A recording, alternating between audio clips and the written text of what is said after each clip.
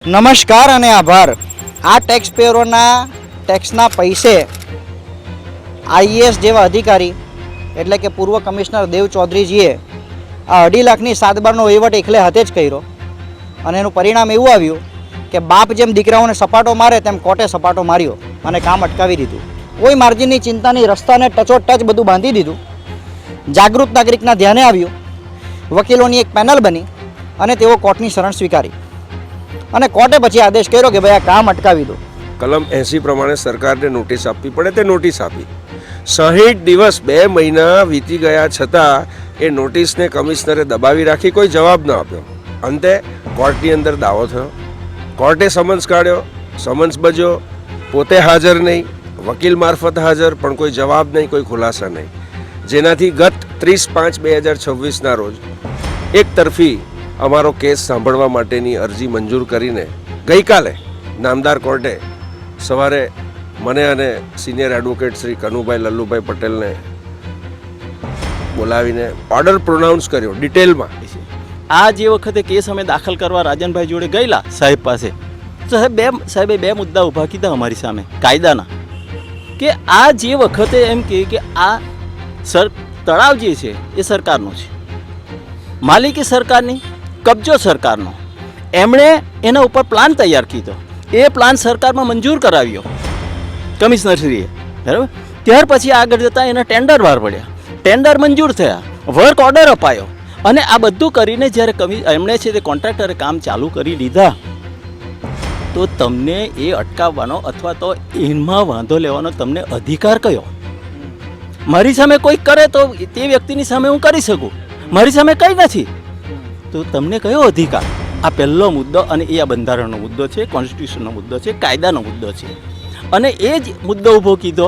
અને બીજી વાત પણ એમણે જ્યારે કાયદાની કરી કે આ તો લોકહિતનું કામ છે અને લોકોનું કામ થતું હોય તેની વિરુદ્ધ જો તમારે વાંધો ઉપાડવો હોય તો તમારે હાઈકોર્ટમાં PIL કરવી પડે। અહીંયા આગળ આ કોર્ટને સત્તા નથી। તે વખતે અમે લોકોએ સાહેબને એવું કીધું કે સાહેબ નહીં, મારો અધિકાર છે અને આપ સાહેબને સત્તા છે, અને એટલા માટે સાહેબે લગભગ 1.5 કલાક સુધી આ કાયદાના પ્રશ્નની સમજ પોતે મેળવી, અમારી સાથે ચર્ચા કરી અમારી સાથે, અને પછી કીધું કે યસ યુ આર રાઈટ। આપણે અહીંયા જ્યાં ઊભા છીએ ત્યાં તળાવ હતું, સરબતિયું તળાવ, અને એ સરબતિયા તળાવમાં તો પાણી સુકાતું જ નહીં। એટલે ઈટાળવાની જે તમે વાત કરીને એની માટી કાં ગઈ ને એના બી બધા વિડીયો આવેલા છે, અને કોણે કાં ગઈ એ બધામાં ઊંડા ઉતરીએ તો એમાં ભ્રષ્ટાચાર જ આપણને માલમ પડે। હવે આ તમે જુઓ તો આની આગળ સિમેન્ટ કોન્ક્રીટની આખી દુકાનો આવવાની, અને એ દુકાનો બનાવીએ તો એમાં શું થાય? ભાડું મળે, એટલે એક આવક ઊભી થાય। એટલે લોકોને વિકાસના બહાને કોર્પોરેશનને એક પ્રકારની આવક ઊભી થાય એવા પ્રકારનું પ્લાનિંગ કર્યું। તમે રસ્તા પરથી જાઓ તો અંદર શું છે ખબર નથી પડતી આપણને અત્યારે, અને જ્યાં આટલા ઊંડા પાણીમાં લોકો ડૂબી જાય તેવી શક્યતાઓ હોવા છતાં પણ બે રોકટોક આખા ગુજરાતમાં બધા ગામડા તળાવોમાં ભયંકર ભ્રષ્ટાચાર અને માટી ચોરીનું કૌભાંડ ચાલે છે। એ સરકારની રહેમ નજર સિવાય નહીં ચાલી શકે, અને સ્થાનિક આગેવાનોની રહેમ નજર સિવાય નહીં ચાલી શકે। 22,000 ઝાડ કાપી નાખ્યા લોકોએ। તમે આ ઉગાડવાની કોશિશ કરો છો તેના કરતાં જે 100 વર્ષ 50 વર્ષ જૂના જે ઝાડ હતા તેને તમે શું કરવા કાપ્યા? જો તમને પર્યાવરણની એટલી બધી ચિંતા છે, તમે જંગલોની બોર્ડર પર ઝાડ છે, અંદર કંઈ નથી। તમારો બાપ દેવું કરીને જાય ને તો તમારો છોકરો તમારી જમીન વેચીને તમારું દેવું ભરપાવ કરે। આ જ નવસારી મહાનગરપાલિકા હતી, વિજલપુર નગરપાલિકા, ત્યારે દેવાના ડુંગરામાં ડૂબેલી હતી, લોકો પાણી ન આપતા હતા, સિંચાઈવાળાનું બિલ અડધા અજબ જેટલું બાકી હતું, પેટ્રોલ પંપવાળાનું એક બિલ હતું 22 લાખ રૂપિયાનું, તે પેટ્રોલ નહીં આપવા માટે નગરપાલિકાને એક પરિપત્ર આપેલું હતું કે જો તમે અમારા પૈસા નહીં આપશો તો અમે હવે પછી તમને પેટ્રોલ નહીં આપશું।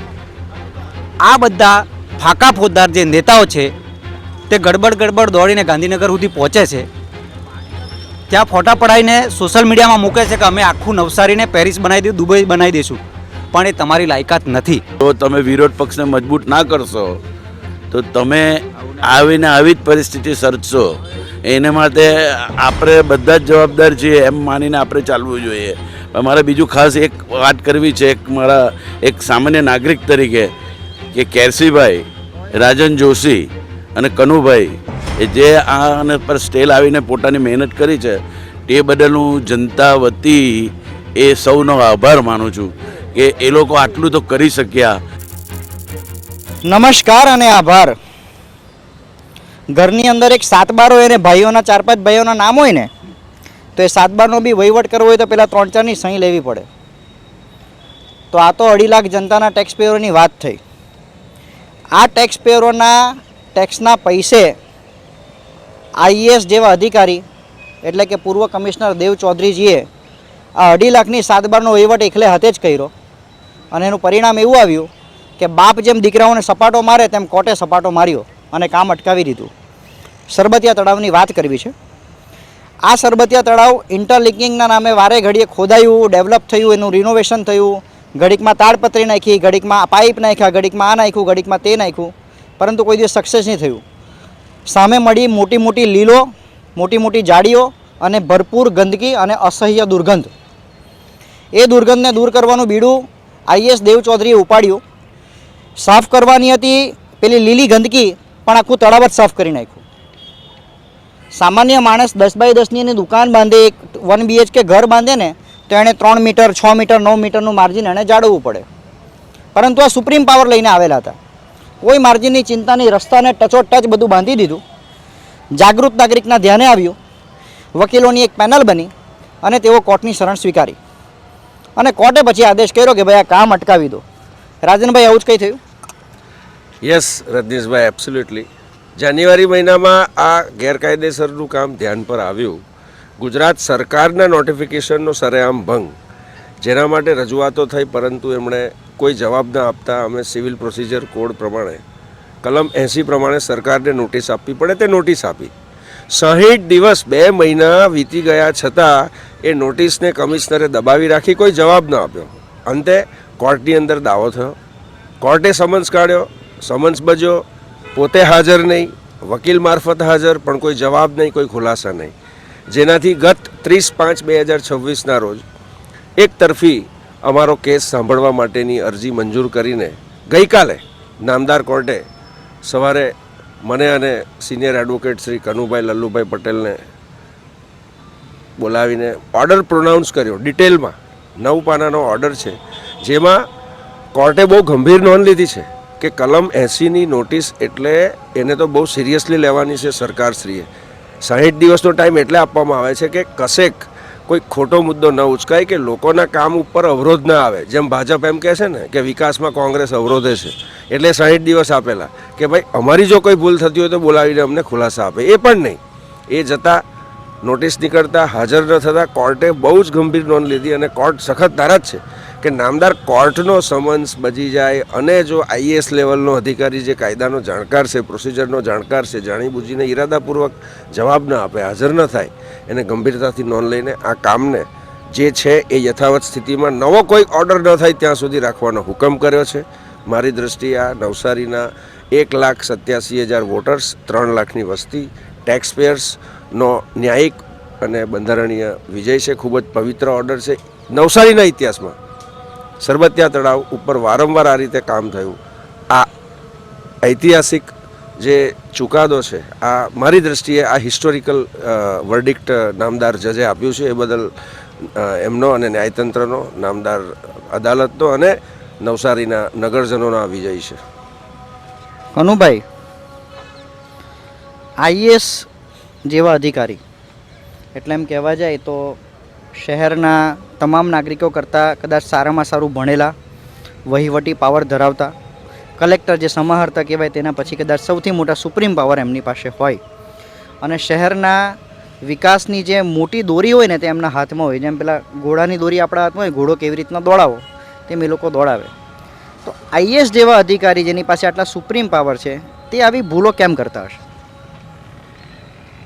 વ્યક્તિ પાસે પદ, પ્રતિષ્ઠા અને પૈસો એ હોવા માત્રથી તે વ્યક્તિ જો પોતે સર્વજ્ઞ છે એમ માનીને એ જો કોઈ પણ પ્રકારના વ્યવહાર કરતા હોય તો તે એમની મોટી ભૂલ છે. આ કેસની અંદર પણ કંઈક આવું જ થયું. આઈએએસ અધિકારી છે, હું એવું માનું છું કે અમે તો ખાલી લોની ડિગ્રી ધરાવીએ છીએ એટલે અમારા કરતાં ઘણા બધા હોશિયાર છે, પણ MC ચાગલા અમે જે કોલેજમાં ભણતા ત્યારે એમના માટે કહેવાતું, અને એ એમ કહેતા કે ગમે એટલો મોટો વકીલ હોય પણ એ છેલ્લે જ્યારે એનું મૃત્યુ થાય ને તે વખતે પણ એ આ દેશના કાયદા પૂરેપૂરા જાણતા હોતા નથી. બરાબર? એટલે કોઈક અધિકારી બી એમ માનતા હોય કે હું બધું જાણું છું, અથવા તો મારે કોઈને પૂછવાની જરૂર નથી. સત્તા હોવી એક વાત છે, પણ એનો ઉપયોગ કરવો ને એ બીજી વાત છે. ચપ્પુ હાથમાં હોવું, ચપ્પુ ખરાબ નથી, સત્તા ખરાબ નથી, એનો ઉપયોગ કરનારો કેવો છે. ચપ્પુ જો ગૃહિણીના હાથમાં આવે તો આપણા માટે સરસ રસોઈ બનાવે, અને ગુંડાના હાથમાં આવે તો તમારા ને મારા આંતરડા બહાર નાખી નાખે. ચપ્પુ ખરાબ નથી, સત્તા ખરાબ નથી, પણ એનો ઉપયોગ કરનાર છે ને એની અંદર એ ઉપયોગ કરવા માટેની કંઈક શક્તિ હોવી જોઈએ, અને એ અલગથી હોવી જોઈએ. હું શાને માટે છું? હું કોના માટે છું? સત્તા મને મળી છે તે કોના માટે છે? મારા માટે છે? ના, મને જે સત્તા મળી છે તે લોકોને માટે મળી છે, અને લોકોને બાજુએ. અને લોકોમાં કોણ? બધા જ લોકો. એટલે હું વકીલ હોઉં કે કોઈ પ્રોફેસર હોય કે કોઈ પણ વ્યક્તિ હોય, પણ એ બધાને માટે આ સત્તાનો એમણે ઉપયોગ કરવાનો રહે.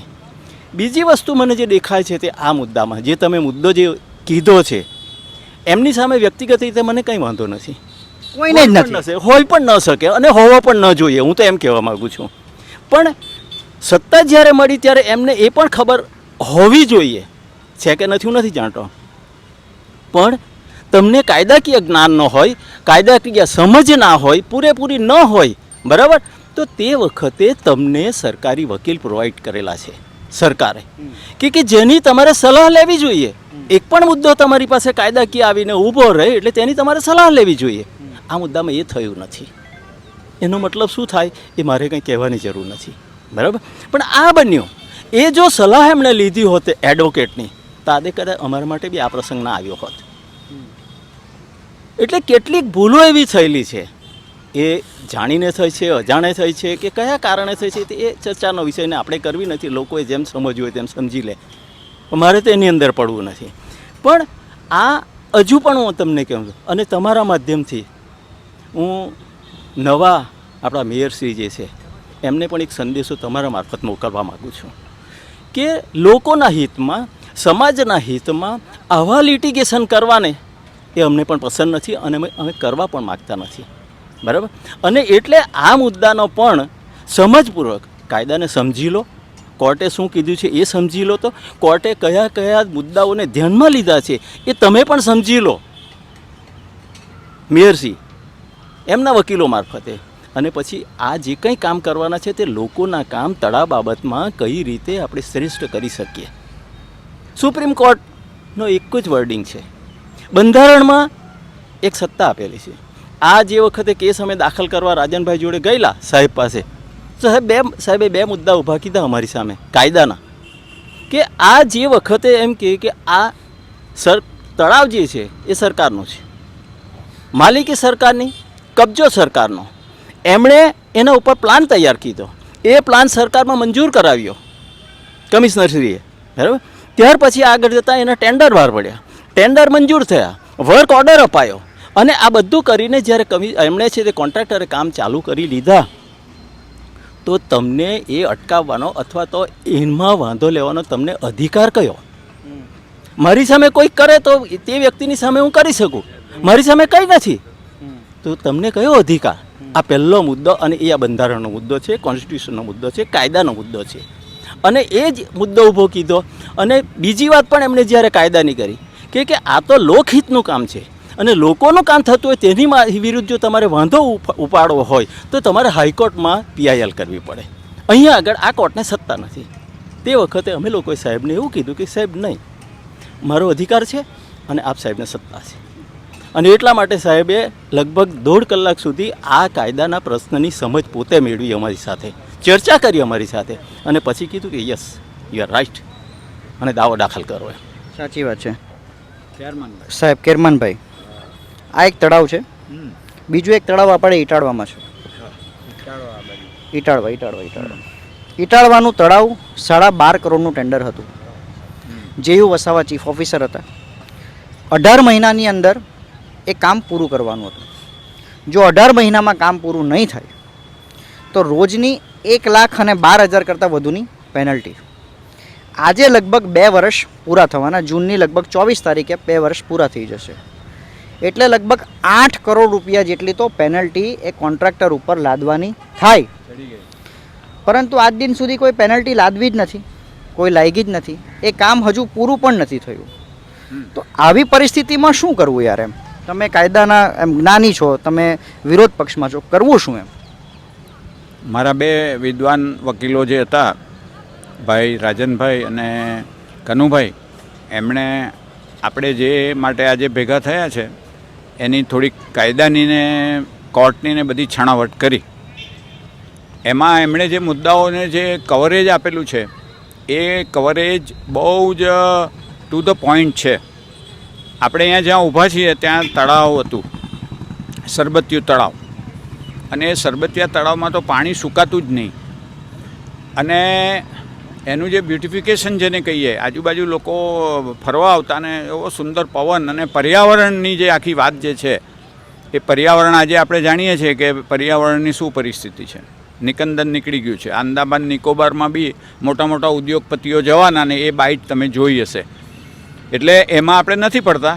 પણ આ નવસારીનું એક પહેલું તો દૂધિયું તળાવ, એ દૂધિયા તળાવની જે પરિસ્થિતિ છે એમાં પણ ઊંડા ઉતરવા જેવું છે. કે તે વખતે તો નવસારીની વસ્તી તો બહુ ઓછી, પણ સરદાર પટેલે જ્યારે અમદાવાદ મ્યુનિસિપલ કોર્પોરેશનનું પ્લાનિંગ કરેલું ને, એ હી વોઝ આ ફોરસાઇટ. એણે 50 વર્ષનું પ્લાનિંગ અમદાવાદનું કરેલું. આજે બી તમે જુઓ તો એ એના આખી જે ફોરસાઇટ છે એને લીધે આજે પણ પરિસ્થિતિ એવી છે. હવે એ જ પ્રમાણે અહીંયાનું જે પ્લાનિંગ થવું જોઈએ એ પ્લાનિંગ થયું નહીં. પણ આ જે તળાવો જે છે એ તળાવો તો લોકો વધાવતા પાણીને માટે, આજે તળાવોને પૂરવાની કામગીરી આ સરકાર અને એના પ્રતિનિધિઓ જે છે એ કરે છે.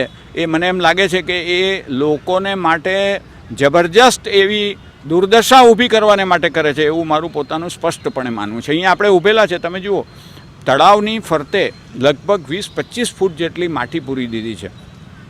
હવે પેલી ઇટાળવાની જે તમે વાત કરીને એની માટી કાં ગઈ ને એના બી બધા વિડીયો આવેલા છે, ને કોણે કાં ગઈ એ બધામાં ઊંડા ઉતરીએ તો એમાં ભ્રષ્ટાચાર જ આપણને માલમ પડે. હવે આ તમે જુઓ તો આની આગળ સિમેન્ટ કોન્ક્રીટની આખી દુકાનો આવવાની, અને એ દુકાનો બનાવીએ તો એમાં શું થાય? ભાડું મળે, એટલે એક આવક ઊભી થાય. એટલે લોકોને વિકાસના બહાને કોર્પોરેશનને એક પ્રકારની આવક ઊભી થાય એવા પ્રકારનું પ્લાનિંગ કર્યું. તમે રસ્તા પરથી જાઓ તો અંદર શું છે ખબર નથી પડતી આપણને. અત્યારે આ કેરમાનભાઈ અહીંયા આવ્યા, એને બી ખબર નહીં, અહીંયા જ રહી છે બાજુમાં, પણ આ પ્રકારનો પ્રોજેક્ટ ચાલતો હશે અને આવા ભ્રષ્ટાચારવાળો પ્રોજેક્ટ ચાલતો હશે એવું લોકોને કોઈને ધ્યાનમાં નથી. એટલે મારે તો ખરેખર એક જાગૃત નાગરિક જેને કહીએ, ભલે રૂલિંગ પાર્ટીમાં હોય, પણ કેરસીભાઈએ જે એક બીડું ઝડપ્યું અને અમારા બે ઉત્સાહી જે એડવોકેટો જે છે એનું એને સમર્થન મળ્યું. એટલે હું તો એક નાગરિક તરીકે જ હું તમારી જોડે વાત કરું છું આજે, કે દરેક નાગરિકે જાગૃત થવાની જરૂર છે કે ભાઈ આપણા પૈસા જે છે એનું રોજ જે છે, પૈસો તો ભલે ઘસાઈ જાય, ભલે ને 95 થાય 96 થાય તો 100 થવાનો છે ડોલરની સામે, પણ એને જો તમે વ્યવસ્થિત રીતે જો આપણે એનું પ્લાનિંગ કરો તો લોકોના પૈસા જે છે એ લોકોના પૈસાનો વ્યવસ્થિત વહીવટ થવો જોઈએ. એવું ઘણી પ્રજાના બૂમ મારે છે, મોંઘવારી છે, પણ એની સામે જે કરવું જોઈએ એ પ્રજામાં છે. પણ પ્રજાનો બી આપણે વાંક એટલા માટે નહીં કાઢીએ કે પ્રજાની બિચારી સવારથી ઉઠે ને સાંજે થાય એટલે એનું પોતાનું કરવા ઊંચી આવતી નથી. પ્રજાનો જ છે સાહેબ. પ્રજા આ લોકશાહી દેશ છે, અને આ લોકશાહી દેશની અંદર છે ને પ્રજા સિવાય કોઈનું કાંઈ ના ચાલે. આપણી પ્રજા ઊંઘતી છે તે આપણે સ્વીકારી લેવું પડે. સ્વીકારીએ એમાં વાંધો નથી, પણ એને જાગૃત કરવાને માટેના પ્રયત્નો તો કરવા પડે ને આપણે. અને એ જાગૃતિ માટેનો આ એક મહાયજ્ઞ છે મારી દ્રષ્ટિએ. તમારા ઘરની અંદર ટાઇલ્સ નખાતી હોય, વ્હાઈટ ટાઇલ્સ નખાતી હોય, કાળી નાખે તો તમે કેવું ને આ કાળી ટાઇલ્સ છે. હા બરાબર છે. એટલે આ નવસારીમાં એક ચાંદુ છે, એ ચાંદુને દૂર કરવા માટેના પ્રયત્નમાં ભાઈ કેરસીભાઈ કહે તો હું સૌ પ્રથમ એને ધન્યવાદ આપું છું, અભિનંદન અપાય. કે અભિનંદનને પાત્ર છે. અને અભિનંદન એટલા માટે કે he is in ruling party, though he is in ruling party, he has done for the interest of the people. એના માટે એની પાર્ટી કરતાં શહેરનો પ્રેમ વધારે છે. એટલા માટે એણે આ કૃત્ય ઉપાડેલું. એમાં એવું છે કે અમે તો કટોકટી વખતે છે ને ભાઈ કેરસીને એમ બધા અમારી તો વાંદર સેના હતી ને અમે તો આંદોલન કરેલું. અમે તે વખતે સમજતા નહીં હતા, પણ આ કેરસીભાઈએ આ કટોકટી જેવું જ પગલું લીધેલું છે, આ હિંમત ભરેલું એમને અભિનંદન આપણે આપવા જોઈએ. આપવા. અને એટલા માટે જ હું તો વ્યક્તિગત, મારા તો બહુ મિત્ર છે, એટલે ભલે હી બિલોંગ્સ ટુ બીજેપી, પણ એ એડવોકેટ બી છે, એટલે એડવોકેટ તરીકે અને જાગૃત નાગરિક તરીકે આપણે એને અભિનંદન આપીએ. હવે તમે આ ખરેખર આનો જો અભ્યાસ કરો આખા પ્રોજેક્ટનો, તો એ અહીંયા એમ કે આ ખાબોચિયું નથી બનાવી દીધું, આવડું મોટું તળાવ હતું એને પાણીનું ખાબોચિયું. અને તમને ખબર ને કે સાબરમતી નદીમાં કયો પેલો રિવરફ્રન્ટ પ્રોજેક્ટ, અને એમાં પેલું સી પ્લેન ઉડાડવાનો એક પ્રોજેક્ટ આવેલો ખબર છે ને, અને પછી 6 મહિનામાં એ ફાર્મ ફૂસને ફસ થઈ ગયું. માનનીય વડાપ્રધાન શ્રીએ ઉદ્ઘાટન કરેલું અને આજે પૂરું તેવું જ આ પરિસ્થિતિ છે. એટલે આમાં તો મને એવું લાગે છે કે જબરજસ્ત એવો મોટો ભ્રષ્ટાચાર થઈ ગયેલો છે. અને આપણા માજી જે કમિશનરશ્રી જે છે ને, એ માજી કમિશનરશ્રીએ આમાં તોડ પાડેલો છે અને હી હેઝ ટુ સફર. મારી માહિતી પ્રમાણે આ જે લિટિગેશન થયેલું છે એની અંદર આ લિટિગેશનમાં એવી બી દાદ માગેલી છે સાહેબ કે આ પ્રજાના પ્રતિનિધિ તો હમણાં આવ્યા એટલે એ લોકોનો કંઈ વાંક નથી, પણ જે સરકારી અધિકારીએ આ આયોજન કર્યું છે અને એમાં જે પૈસા, આમાં તો કરોડો રૂપિયા તો ખર્ચાઈ ગયા, પણ એ પ્રજાના કરોડો રૂપિયા જો વ્યર્થ જતા હોય તો હુ વિલ બી રિસ્પોન્સિબલ? તો કે ધેટ અધિકારી જે છે એ ભલે IAS હોય કે ગમે એવડો મોટો અધિકારી હોય, પણ એણે સહન કરવું પડે. ન્યાયતંત્રની પાસે અમે અપેક્ષા રાખીએ છીએ પ્રજા તરીકે કે આવો જો ચુકાદો આવે ને તો એક દાખલો બેસે. સાચી વાત છે દીપકભાઈ, એમણે તો બહુ સારી વાત કરી. નેતાઓ કોઈ ઉદ્ઘાટન તરીબીન આવી જાય. મેં તમને ઇટાળવા તળાવની બી વાત કરી. 8 કરોડ રૂપિયા જેવો માતબાર પેનલ્ટી થઈ શકે, અને એ પેનલ્ટીના લીધે કદાચ મહાનગરપાલિકાને 8 કરોડની આવક થાય. બરાબર. હું તમને આ બધા મુદ્દા આમાં ભણાઈ ગયા છે. હું તમને એક બીજી વાત કરું કે ભલે અધિકારીનું શાસન હતું, કોર્પોરેટરો નહીં હતા ને એ વહીવટદાર તરીકે, એ મેયર તરીકે કામ, અહીંયા કમિશનર તરીકે કામ કરતા હતા, તો મારું કહેવાનું એ છે કે અહીંયા ચૂંટાયેલી બોડી નહીં હતી, પણ સરકાર તો હતી ને જેણે અધિકારીને મૂક્યા. આટલો બધો વિરોધ થાય, આટલા બધા ભ્રષ્ટાચારને લોકો ઉજાગર કરતા હોય, તો સરકારે અધિકારીને ઉપર બોલાવીને જેમ મિટિંગો બોલાવે છે, તો આ મુદ્દા પર એની પાસે જવાબ માંગવો જોઈએ. આ કામ પર સ્થાનિક જે આગેવાનો છે, ભારતીય જનતા પાર્ટીના ધારાસભ્યો છે કે સાંસદ છે, એને પણ પૂછવું જોઈએ કે ભાઈ આની તપાસ કરીને રિપોર્ટ કરો, નહીં તો આ કામ ત્યાં સુધી ઊભું કરો. એ કામ કોર્ટ સુધી નહીં જતે. સરકાર પોતે પણ જાગૃત નથી. સરકાર આવા અધિકારીઓને પરવાનો આપે છે એવું મને લાગી રહ્યું છે. બીજી વસ્તુ કે આ તળાવો જે ખોદવાની વાત છે, તમે ગામડાઓમાં તળાવોની જે એની નક્કી મર્યાદા છે તેના કરતાં ડબલ ઊંડા ખોદીને માટી વેચી ખાવ છો. એમાં બધા ભાગીદાર છે. અને શહેરમાં આવેલા 2-3 તળાવને તમે પૂરીને અહીંયા પેલા દુકાનો ખોલવાના, ત્યાં પબ્લિકને ખુશ કરવાના કે ભાઈ તમને ખાવા પીવાની સુવિધા મળશે, ફાસ્ટફૂડ ઝોન ખોલવાના, આ બધી તર્કસંગત વાતો છે. બિલકુલ વિરોધાભાસી આ લોકોનું વલણ છે. ગામડાઓમાં જ્યાં જરૂર નથી અને જ્યાં આટલા ઊંડા પાણીમાં લોકો ડૂબી જાય તેવી શક્યતાઓ હોવા છતાં પણ બે રોકટોક આખા ગુજરાતમાં બધા ગામડા તળાવોમાં ભયંકર ભ્રષ્ટાચાર અને માટી ચોરીનું કૌભાંડ ચાલે છે. એ સરકારની રહેમ નજર સિવાય નહીં ચાલી શકે અને સ્થાનિક આગેવાનોની રહેમ નજર સિવાય નહીં ચાલી શકે. બીજી વાત તમને કહું કે આ બધા ભ્રષ્ટાચારથી તો હવે લોકો છે ને આને બહુ મુદ્દો બી નથી ગણતા એવું મને લાગે. કારણ કે તમારી લિટિગેશન હોય કે તમારો વિરોધ હોય, વાંધો હોય, તેને આ લોકો દબાવી દે છે. વિરોધ પક્ષ તો કોઈ જગ્યાએ એ લોકો આવવા દેતા જ નથી. તમે બંગાળની પરિસ્થિતિ જુઓ, આ લોકો તોડો અને રાજ કરો, એ નીતિથી રાજ કરતી આ પાર્ટી છે. એક બીજી તમને વાત કરું કે લગભગ આવતીકાલે કે પરમ દિવસે દેશના માનનીય વડાપ્રધાન મોદી સાહેબ આવવાના, અને સમગ્ર આ વિસ્તાર સુરત કે નવસારી કે દમણ, ત્યાં વૃક્ષારોપણનું જબરજસ્ત એક મોટું અભિયાન ચલાવવાના.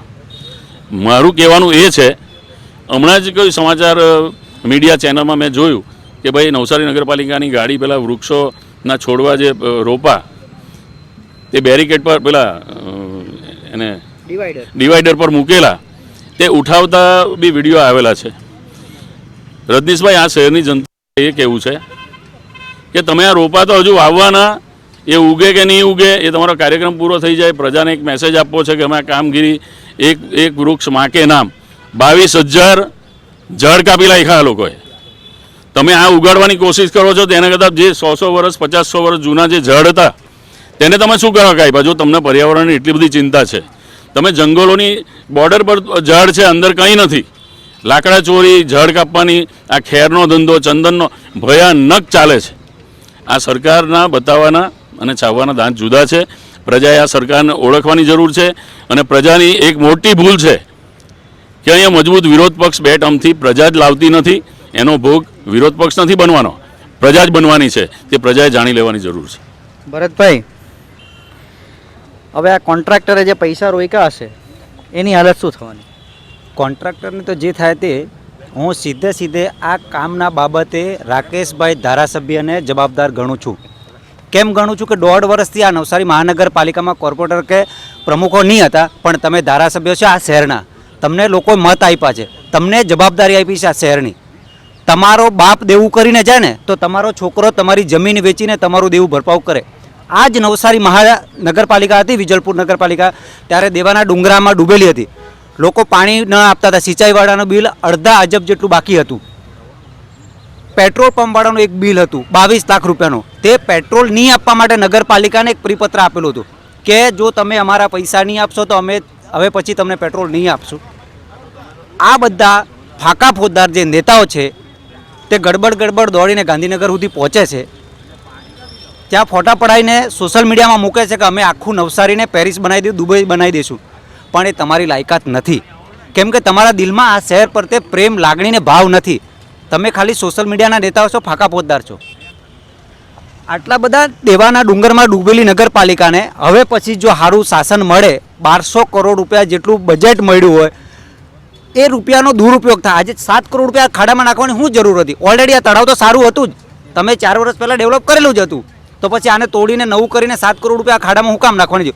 આ જ 7 કરોડ રૂપિયા સારી જગ્યા, જે રોડ રસ્તાઓ છે, જે વિજલપુર જેવો વિસ્તાર છે, ગેલકડી જેવો વિસ્તાર છે, એ વિસ્તારમાં નાખીને રસ્તાઓ, ડેનેજો જો બનાવ્યો હતી ને તો લોકોને ખરેખર તમને જે વોટ આપ્યા છે ને એનો આશીર્વાદ મળતે કે ભાઈ અમે જે વોટ આપ્યા તેનું અમને આ પરિણામ મળ્યું છે.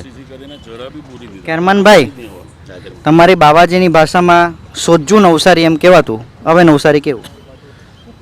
ખરેખર હવે આપણે બધા જ જોઈએ છીએ કે નવસારી કેવું છે. હું તો અહીંયા લુણસુકીની સામે જ રહું છું, એટલે હું ચોક્કસપણે કહી શકું કે આ લારી ગલ્લા, આ સરબટિયા તળાવ, આ લુણસુકી, આ બધી વસ્તુ તો આપણી નવસારીની સુંદરતા, બ્યુટીફુલ આપણી બધી જગ્યા ગણાય. એને આ જે ગવર્મેન્ટના ઓફિસ બેરર છે એમને અહીંયા આવીને એને આખી પરિસ્થિતિ બદલી કાઢી. અને પરિસ્થિતિ બદલ્યા પછી અત્યારે ભ્રષ્ટાચારની વાત ચાલે છે. એટલે એ તો એક બહુ ડિફિકલ્ટ ક્વેશ્ચન છે કે આ ભ્રષ્ટાચારનો જવાબ કોણ આપશે? પ્રજા આપશે. મારે બીજી ખાસ વાત એ કહેવી છે, પ્રજાએ જવાબ આપ્યો ને 52માંથી 50 આપીને યાર. એટલે એ જ કહેવું છે કે જો તમે વિરોધ પક્ષને મજબૂત ના કરશો તો તમે આવીને આવી જ પરિસ્થિતિ સર્જશો. એને માટે આપણે બધા જ જવાબદાર છીએ એમ માનીને આપણે ચાલવું જોઈએ. મારે બીજું ખાસ એક વાત કરવી છે, મારા એક સામાન્ય નાગરિક તરીકે, કે કેરસીભાઈ, રાજન જોશી અને કનુભાઈ એ જે આને પર સ્ટેલ આવીને પોતાની મહેનત કરી છે તે બદલ હું જનતા વતી એ સૌનો આભાર માનું છું કે એ લોકો આટલું તો કરી શક્યા. આ વસ્તુ કરવું એટલું ઇઝી નથી. જ્યારે અમારું ડિસ્કશન કેરસીભાઈ સાથે ચાલતું હતું કે કેરસીભાઈ કીધું કે હું તો આ રૂલિંગ પાર્ટીમાં છું, તો પછી અમે કીધું કે અમે રૂલિંગ પાર્ટીમાં નથી, તમારા ફ્રેન્ડ છીએ, તમારા સમાજમાંથી આવું છું, તો હું એની જવાબદારી લઈને મારા નામે કોર્ટમાં જઈ શકીએ એટલી બી અમે તૈયારી બતાવી. પણ એમાં કોઈ પોલિટિકલ ઇસ્યુ કે બેકગ્રાઉન્ડની વાત નથી. આ વાત છે ખાલી નવસારીની સુંદરતાને ટકાવવા, નવસારીને સારી રીતે રાખવા માટેની વાત હતી. બાકી આ કરપ્શન તો તમે જોઈ રહ્યા છો સાહેબ, તમે તો એક્સપર્ટ છો, બધી જગ્યાએ જઈને બધાને એક્સપોઝ કરો છો, તો આ ઇસ્યુને એક્સપોઝ કરો, એટલું જ મારી વિનંતી છે. હવે ખરેખર નાક બચાવવું હોય અથવા જે કોઈ જવાબદારોમાં થોડી ઘણી શરમ બાકી હોય, જે કોઈ રિબિન કાપીને શ્રેય લેતા હોય, એ લોકોએ જો પોતાની ઇજ્જત બચાવી હોય ને તો હવે આ જે કારનામું જેણે કર્યું છે ને એ જવાબદાર ઉપર કાર્યવાહી કરવા માટે તમે બધા પણ આગળ આવજો. જેમ કેરસીભાઈ આગળ આવ્યા ને તેમ તમામ લોકો એવા આગળ આવે જે લોકો શહેરનો શ્રેય લે છે. આભાર.